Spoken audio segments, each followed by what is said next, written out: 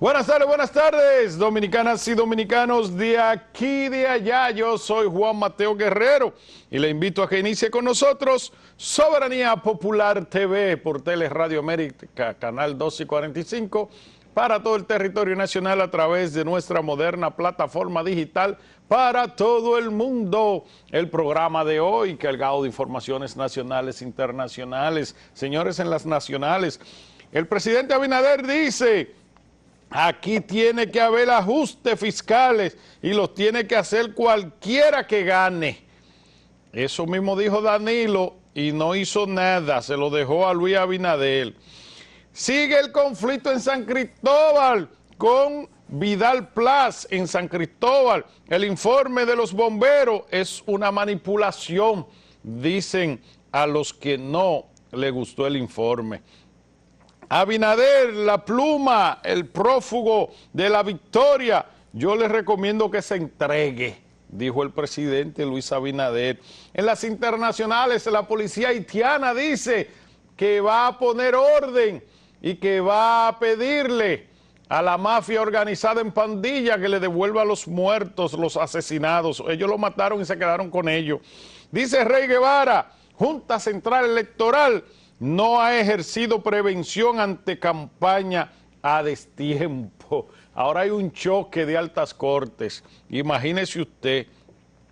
De todos estos temas y muchos más vamos a hablar.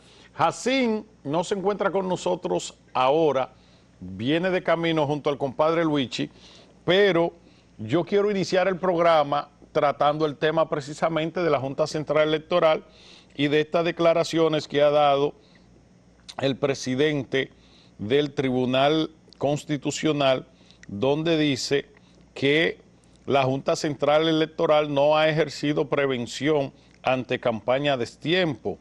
Entonces, yo pienso que debe el presidente Guevara de explicar cuando habla de que no ha ejercido prevención en el ejercicio de esta campaña a destiempo, para saber cuál es la posición de un organismo que finalmente va a tener la decisión en sus manos, porque dice la oposición que está aliada en este tema que van a llevar el tema al Tribunal Constitucional, atendiendo que la Junta Central Electoral está violando la Constitución de la República con prohibirle, con no permitirle la campaña a destiempo, según la ley de los partidos políticos.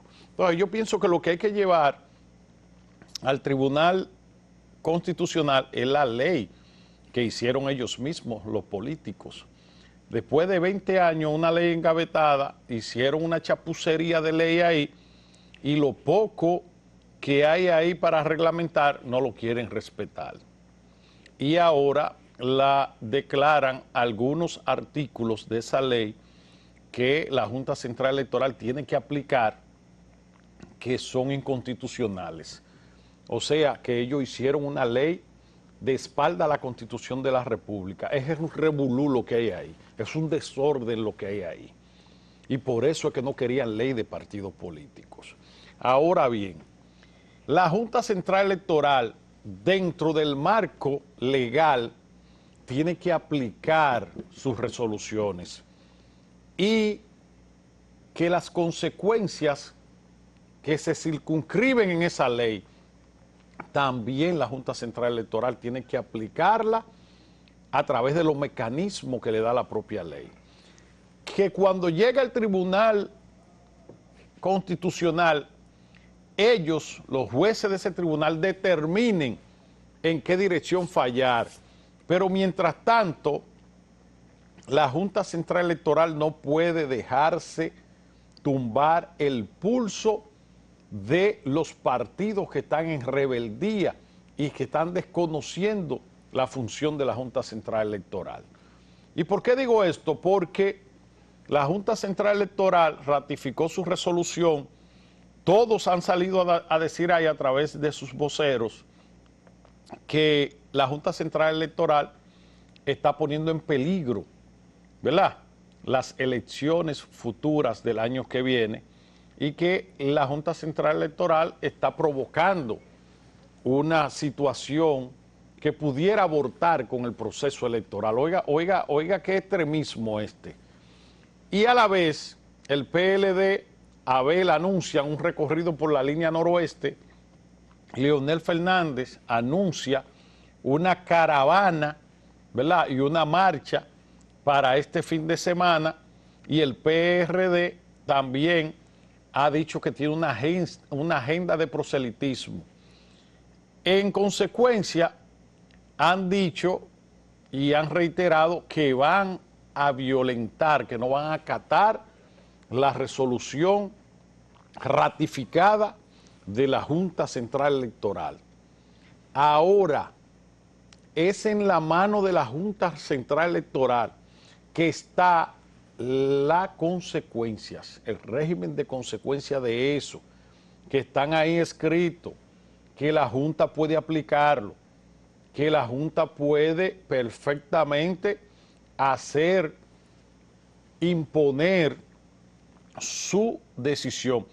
Es tan tal que la Junta Central Electoral pudiera mandar a prohibir esas actividades y pudiera solicitar la fuerza pública para eso, que yo creo que es donde están tratando de llevar esos partidos, a que aquí haya una decisión en ese sentido para provocar un desorden y provocar una inestabilidad y para provocar una situación que nos lleve a una crisis política. ¿Por qué?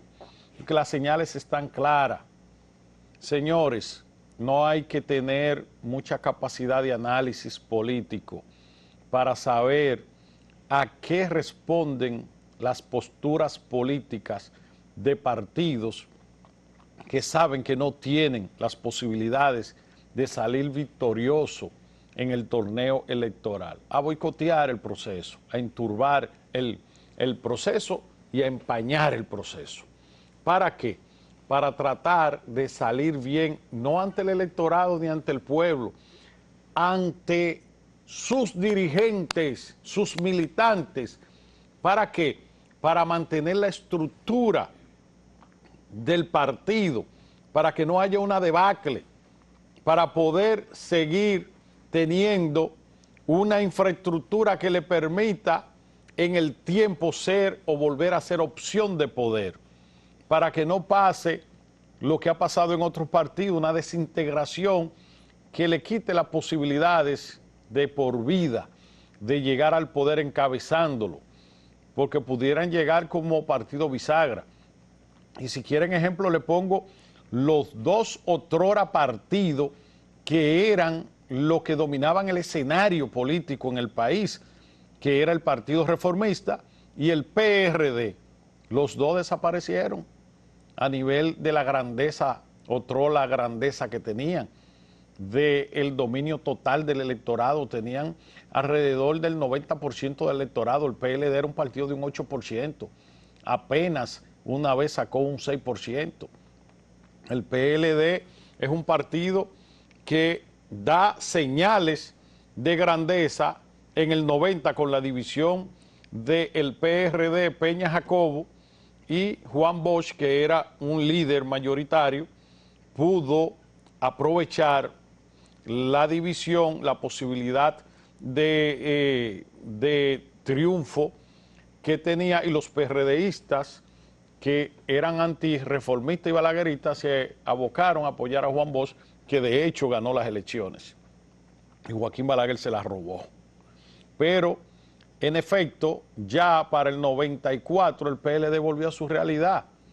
El PLD pasó a ser un partido de tercer lugar, con una lejana participación, y para el 96, por aquello de que Peña rechaza el apoyo o por lo menos la libertad de dejar pasar a Peña, por aquello de no quitar a Álvarez Bogar, y Balaguer entonces se empecina en que no puede dejar que el PRD gane, porque no era Peña que le tenía miedo Balaguer, era Álvarez Bogar.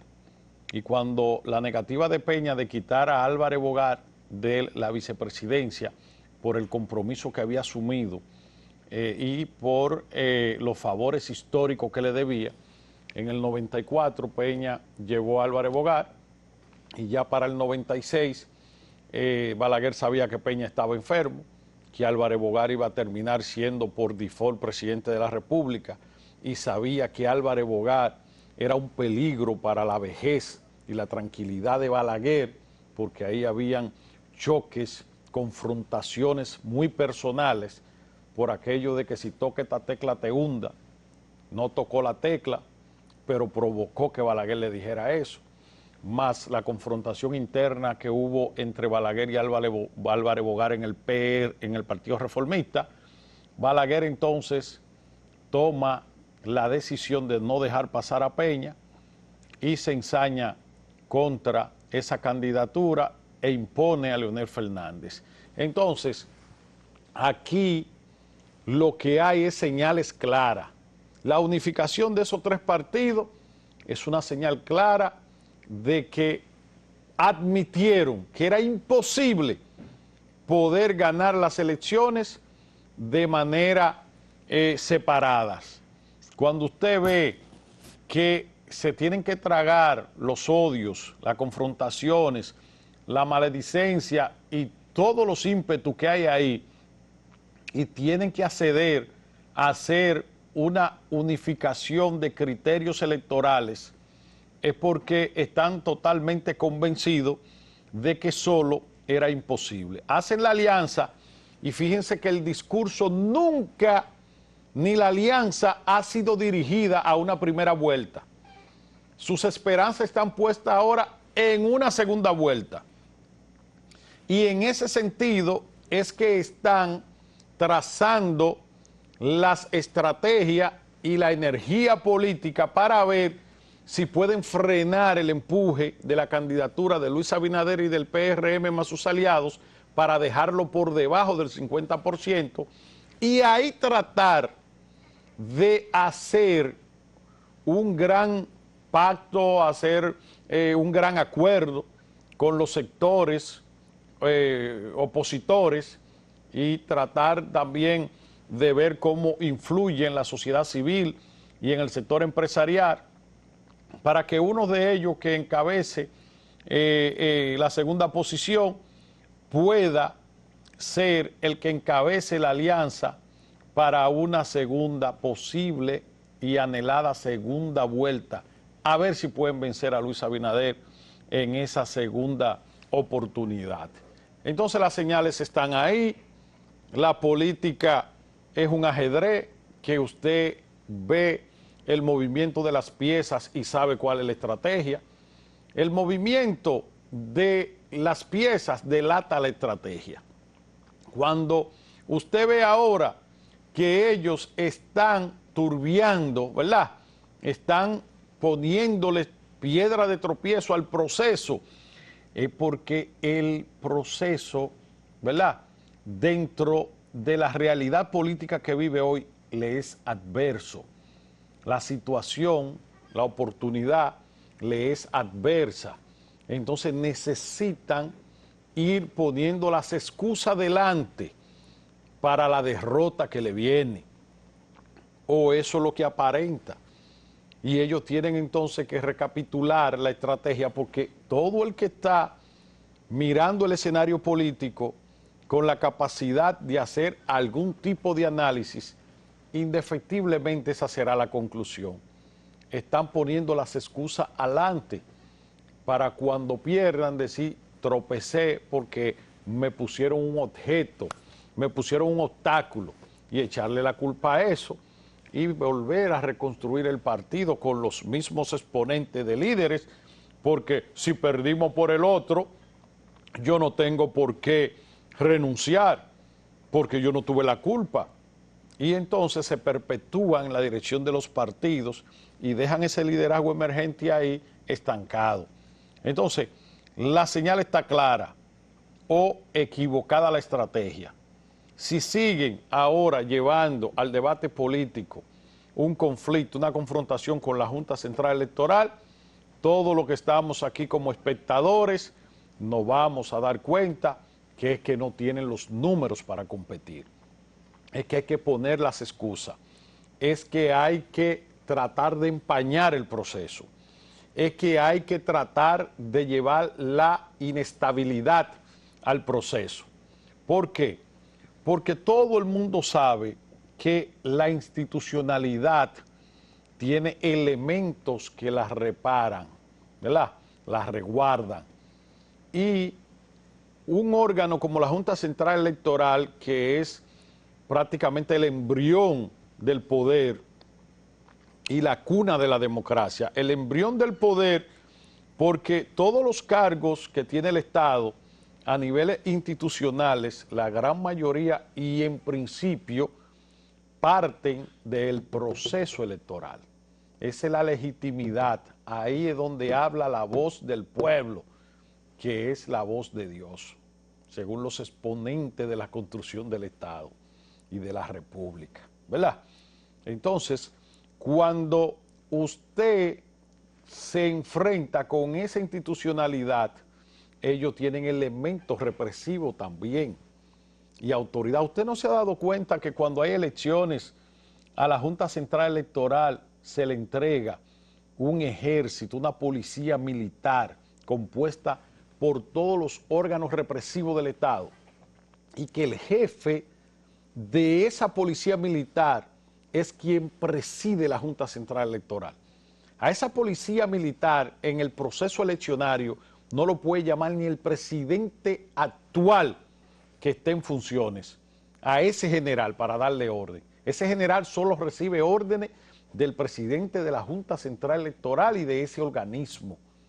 Es totalmente independiente por las horas que dure el proceso y los días que dure el proceso hasta que la Junta Central Electoral se desapodere entregando los certificados.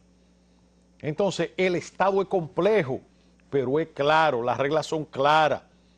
Entonces, cuando usted, como partidos políticos que son parte del sistema, que están adheridos, ¿verdad?, al sistema y están sometidos al poder y al mandato de la Junta Central Electoral, la Junta Central Electoral tiene elementos represivos, cómo ponerlo en el redil.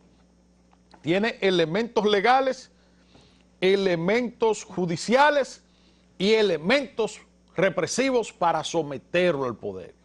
Yo no sé si ustedes recordarán, pero la historia lo registra. En la historia política de este país, una vez Jacobo Masluta trató de hacer aquí una marcha caravana a destiempo del proceso electoral y no había ley de partido, no había. Salvador Jorge Blanco era el presidente de la República en ese momento y la Junta Central Electoral de ese momento e Interior y Policía negaron el permiso para que Jacobo Masluta hiciera una marcha caravana que iba en la dirección de iniciar los procesos, ¿verdad?, el proselitismo para el año 86. Y esa caravana, marcha caravana, al ser prohibida y se le advirtió a Jacobo Masluta que no la hiciera, él la convocó y se apostaron militares en todos los puentes y en el puente de la 17, que era en la Duarte con José Fabrea, que era la convocatoria, si mal no recuerdo, y ahí se apostó un contingente militar y en toda la entrada y la salida de los puentes y de la capital, y se dispersó esa marcha y se le dijo la marcha prohibida entre un partido que eran los exponentes de su mismo partido, compañeros del mismo partido. Entonces, yo recuerdo la consigna de ese momento Peña Gómez apoyador de un gobierno abusador. ¿Quiénes lo decían? Los jacobianos. Ahora, se impuso la autoridad de la institución equivocada o no equivocada, atendiendo a inclinaciones políticas o del poder o no, pero funcionó. Los miembros de las Fuerzas Armadas y de la Policía Militar actuaron en consecuencia al mandato del presidente de la Junta Central Electoral de ese momento. Es lo que le quiero decir, que si la Junta Central Electoral tendría que llegar a los extremos de dispersar y de apresar los convocantes, tiene las facultades, la tiene, y para que no caiga en politiquería y en pancarta de dictatorial, ¿verdad? Que empiecen a decir que es un régimen dictatorial, que eso es culpa del Poder Ejecutivo, del presidente de la República. No, es un problema legal, es un tema legal, de amparo legal, y que también es institucional. Entonces, cuando usted ve que entre los mismos aliados, los mismos que están aliados, ¿verdad?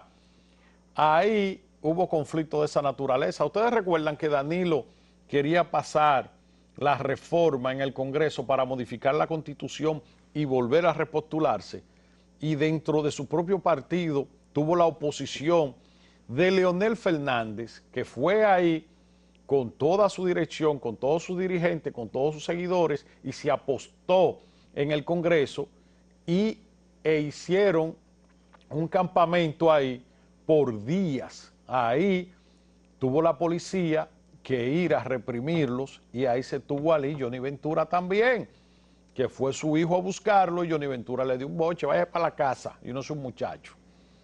Entonces, ustedes recordarán que estos procesos son cíclicos y que el brazo armado de la autoridad y de las instituciones siempre ha funcionado.